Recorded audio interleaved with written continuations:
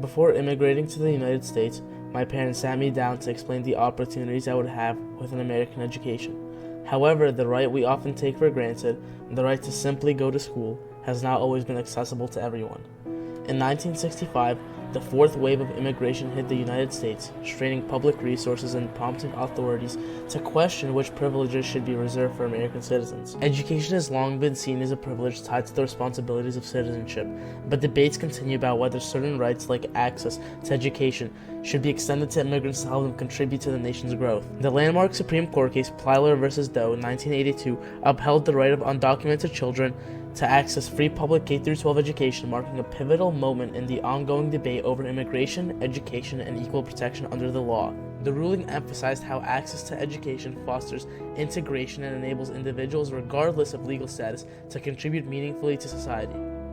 The year 1965 was a turning point for immigration policy in the United States. At the height of the Civil Rights Movement, President Lyndon B. Johnson remarked, "Race has been intertwined with the migration of people to the United States and in policy decisions made by its political leaders." The racially discriminatory quotas embedded in immigration law violated the foundational American principle of valuing individuals based on merit rather than ethnicity. With the passage of Immigration and Nationality Act of 1965, these quotas were abolished, opening the doors for a more diverse wave of immigrants. While this legislative change was a significant milestone, it also revealed the unpreparedness of U.S. borders for the subsequent influx of immigrants. The 1970s were characterized by political instability and economic hardship in Central America and Mexico, leading to mass immigration to the southwestern United States. During this period, the U.S. economy experienced significant turbulence, with unemployment rates climbing from 3.5% in 1969 to 7.1% in 1970. The economic challenges were partly attributed to the growing immigrant population, fueling anti-immigrant sentiment. Congress responded by drafting the Control Act of 1986. In 1975, the Texas legislature passed a law allowing school districts to deny enrollment to undocumented children or require them to pay fees to compensate for lack of resources. Many immigrant families struggling with exploitative labor conditions in agriculture and construction could not afford these fees. The case originated in Tyler, Texas, where families challenged the district's policy of charging undocumented students tuition. The key question was whether, under the Equal Protection Clause of the 14th Amendment, Texas could deny free public education to undocumented school-age children while providing it to citizens and legally admitted aliens. Chief Justice Warner E. Burger, joined by Justices White, Rehnquist, and O'Connor, argued in dissent that undocumented immigrants did not have the same constitutional protections as citizens or legal residents. They maintained that states should have the authority to allocate educational resources based on local demographics, given the financial burden of providing public education. This dissent underscored the rights of states to determine how their education budgets should be allocated, but clashed with the federal government's role in ensuring constitutional protections. Texas defended its policy by arguing that the cost of educating undocumented children was an economic strain on its public school system. However, Justice William J. Brennan, writing for the majority, contended that Texas failed to demonstrate how excluding undocumented children from public education served any significant state interest. Brennan reminded states of their fundamental responsibility to serve all residents under their jurisdiction, ensuring access to essential services like education. This reflects the federal government's ultimate responsibility to ensure states do not violate constitutional rights, while also reinforcing the idea that immigrants, given the opportunity, can meaningfully contribute to society through education. Additionally, the court reasoned that Section 21.031 of Texas legislature violated the Supremacy Clause, which gives Congress ultimate authority over foreign international affairs. Constitutional jurisprudence has consistently affirmed that states lack the power to classify aliens, as this authority resides solely in the federal government. While Chief Justice Burger's dissent acknowledged the value of education, he argued that it did not hold the constitutional status of a fundamental right. The court's decision in Plyler v. Doe recognized the broader societal implications of denying education to undocumented children. Without access to education, these children would face significant barriers to employment, relegating them to low-wage, unstable jobs and perpetuating economic marginalization. This exclusion would hinder their ability to contribute productively to society, thereby creating a permanent underclass. The court's ruling acknowledged not only immigrants' rights to education, but also their responsibility to assimilate into American society by gaining the skills necessary to contribute to its economic and social systems.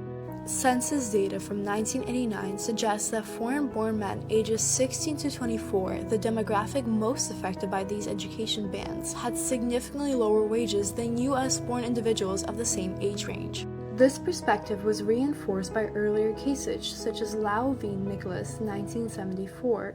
In that case, over 1,800 Chinese students in San Francisco were denied meaningful participation in public schooling due to language barriers. The court's decision led to the Equal Educational Opportunity Act of 1974, which required educational agencies to take appropriate action to overcome language barriers. This legislation reinforced the principle that education must be accessible to all, ensuring that immigrants could contribute meaningfully to society regardless of their background. In a landmark 5-4 decision, the Supreme Court sided with immigrant families in Plyler v. Doe, granting undocumented children access to free public K-12 education nationwide. This ruling ensured that approximately 1.5 million undocumented children could attend public schools without facing tuition barriers or enrollment denial, allowing them to gain essential skills and knowledge to contribute to society. Following the decision, courts and lawmakers began exploring whether undocumented immigrants should have access to other public services beyond education, such as healthcare, housing, and social services. For instance, debates arose over their eligibility for emergency medical care under Medicaid or in-state tuition rates at public universities.